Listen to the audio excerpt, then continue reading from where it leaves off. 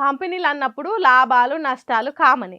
కొన్ని కంపెనీలు అప్పో చేసి నష్టాలను మళ్ళీ నిలదొక్కుంటుంది, కొన్ని కూలిపోతాయి. ఇవన్నీ పక్కకు పెడితే మన కంపెనీ టాప్ ప్లేస్లో ఉండేటట్టు చేసిన ఉద్యోగులను ఉన్నట్టుండి నౌకర్ల నుండి తీసేస్తే అలా పరిస్థితి ఏం కావాలి, ఏం కథ?